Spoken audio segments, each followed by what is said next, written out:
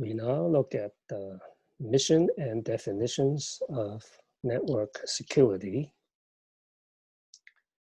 So first, we know that network security is to protect our communications. Our communications are considered as data in a very broad sense, which means that any object that can be processed or executed by a computer is a data. Hence, a data includes a text file in any kinds of format. Data can also be a executable file, a program, a graphics file, and an audio file, a video file, and so on. So in general, anything that we can send over from one computer to the other is a data. Anything we can process using a computer is a data. And anything that we can execute on a computer is a data. Okay. So then data has two states. One is called transmission state, which means that the data is in the network for transmission. So it flows from one router to the other. So it starts from a computer, going to the next router, going to the next router, and going to the next, and so on, until it reaches the destination, which is a computer. So during this time,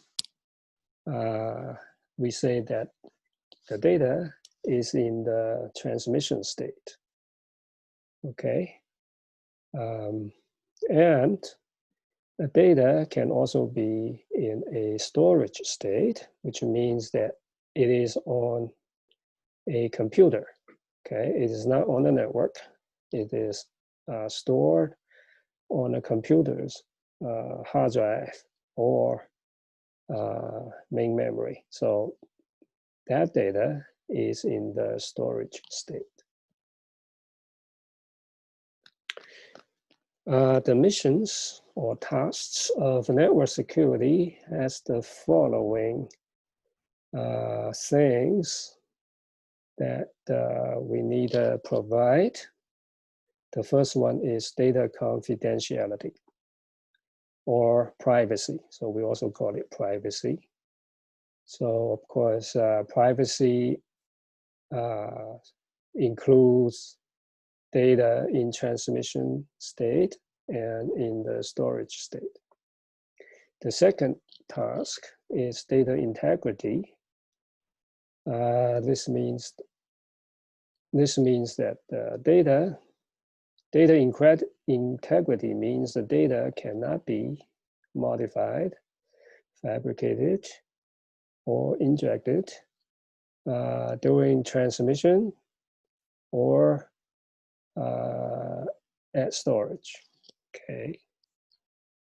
And data confidentiality means that your data is well protected so that nobody can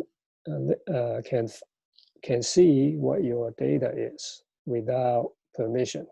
Okay, so only the user who has permission or legitimate who is allowed to see the content of the data can see it, and nobody else should be able to see the content of your data. So that is data confidentiality for both states, okay? For data in the transmission state and for data in the storage state.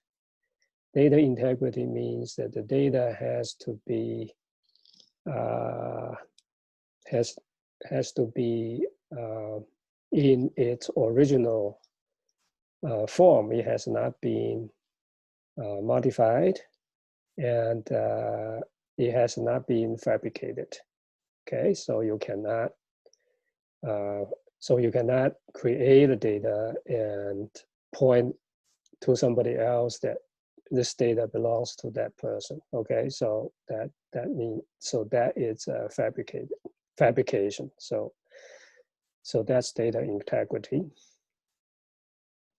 The third task is to make sure data cannot be repudiated, meaning the owner of the data cannot deny ownership of that data. Okay. And the last task is data availability. So this means that data should be available when the data is needed. So again, this is also for data in the storage state and in the transmission state. Okay, so the things we need to deal with would be the followings.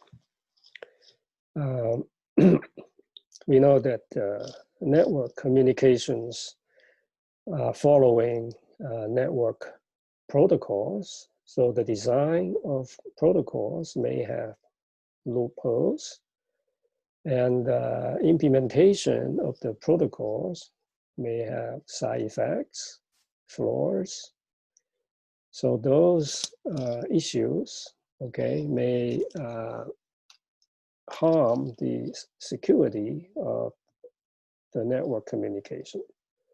So in our case, loopholes, flaws, and defects are exchangeable terms. Sometimes we say loopholes, sometimes we say flaws, and sometimes we say defects. They mean the same thing. Okay, so then by law, to provide network security, we can only be passive. In other words, we can only provide passive defense for network security. We can set up mechanisms to set up a nasty defense lines to protect our data.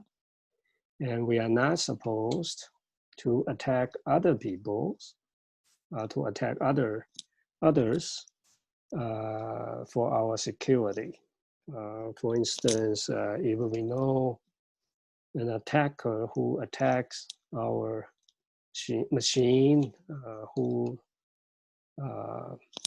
attacks our data, because the data is what we try to protect, and we're not supposed to attack the attackers right back, because that would be considered unlawful. So we can only provide passive defense. And in addition to network security, there is a much broader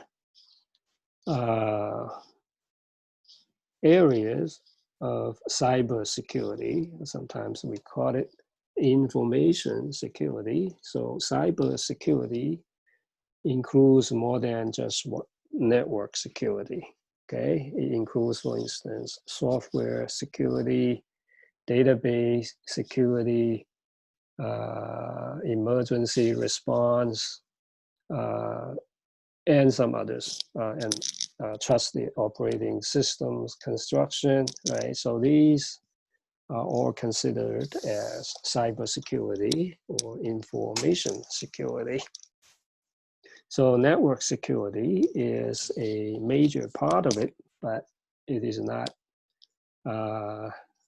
is not the entire thing. Okay, so cybersecurity contains more than just one network security. So this is a broader scope that I would like you to keep in mind. All right, so that is the definitions and tasks of network security. In this course, we are going to present we are going to present all the mechanisms to provide network security. We'll be first talking about secured network security protocols. In order to talk about network security protocols, we need to make certain preparations of the building blocks for making network security protocols.